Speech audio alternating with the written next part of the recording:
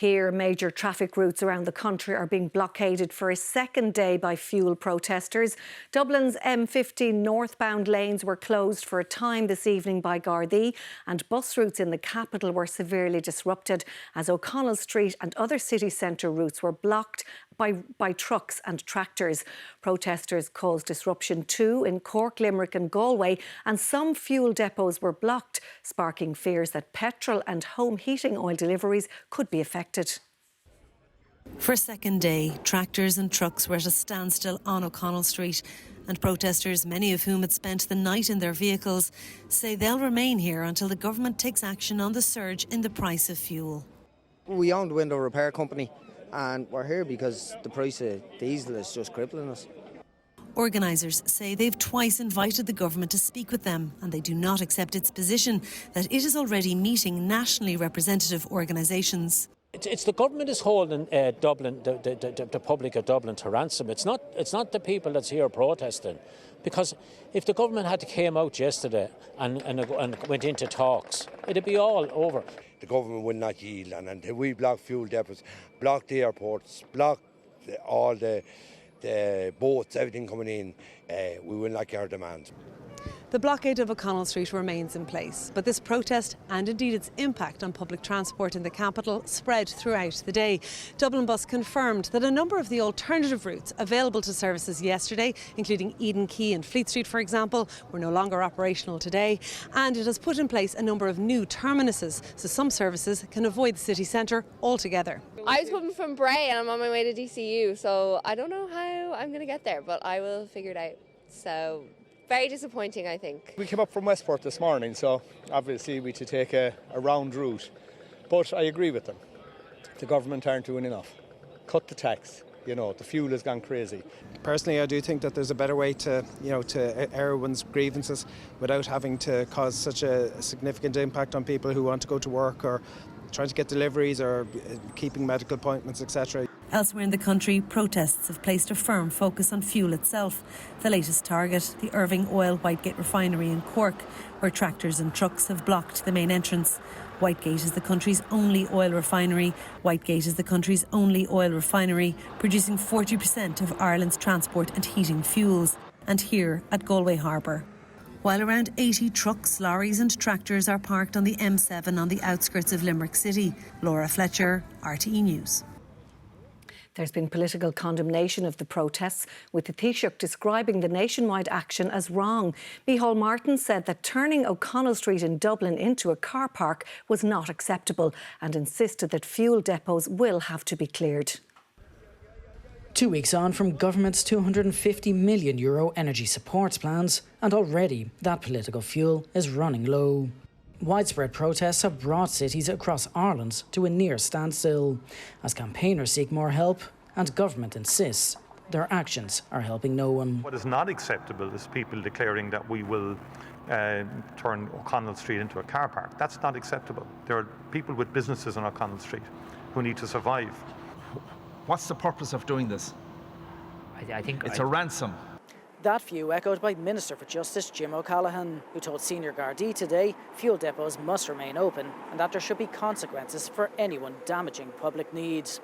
A view not shared by the opposition, which remained fully behind the protests.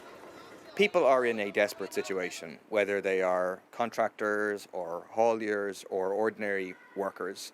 They're experiencing a cost of living crisis on top of a cost of living crisis. And the little that the government did a few weeks ago has effectively already been wiped out.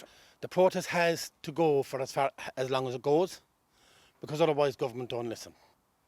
The choice is Micheál Martin's. He's got to come and meet these people.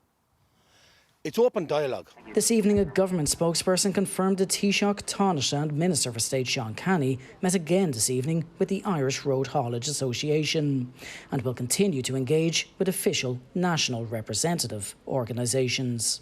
Fia Grokiana, RTE News, Leinster House. We're joined now by our reporter Jenny O'Sullivan, who's at the Whitegate refinery in Cork, and by our Economics and Public Affairs editor David Murphy, who's here in studio. First to you, Jenny. A significant development there this evening. Oil tankers were being allowed in and out of the refinery all day, but not now. What's happened?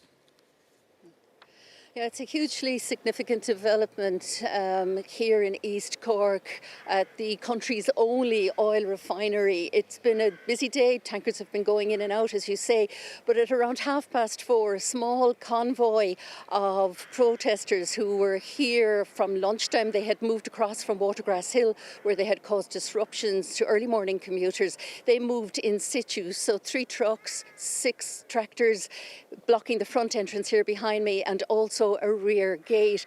This is a bold move. It also is very determined people who are saying that they are not going to move.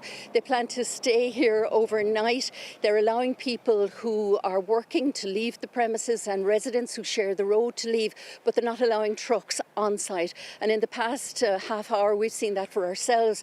3 oil tankers turned away. So the significance of Irving, as Laura pointed out in her report, is that they produce 40% of heating oil and petrol oil, in the country. So significant development here. Jenny in Cork, thank you. Let's go to you, David. Oil prices dropped, stock markets were up as a result of the ceasefire announcement. What does all of this mean now for Irish consumers? Well, the immediate thing is with crude oil prices. They're down around 13% to $94 a barrel. That's good news, but it's still well above what it was before the conflict began, which was $70 a barrel. That said, if these lower oil prices are maintained after a 2 or 3 week period, you could see an impact at the pumps. The next thing people will be asking about is home heating oil.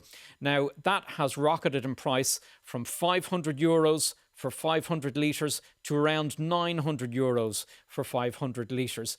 Now, we could expect that with the drop in crude oil prices, there could be a fall off in the cost there as well. The other thing is what's going to happen with gas prices. Now, Irish consumers have been insulated against rises in gas and electricity because the suppliers have been buying their supplies in advance by about 18 months. But on the gas market, in the wholesale market, there's been a huge increase in prices because of this conflict. If that is maintained, even if it falls a bit, there could be price rises come the autumn. And that's where there would be significant pressure on the government because that eats up an awful lot of disposable income for gas and electricity bills. All right, David Murphy, thank you.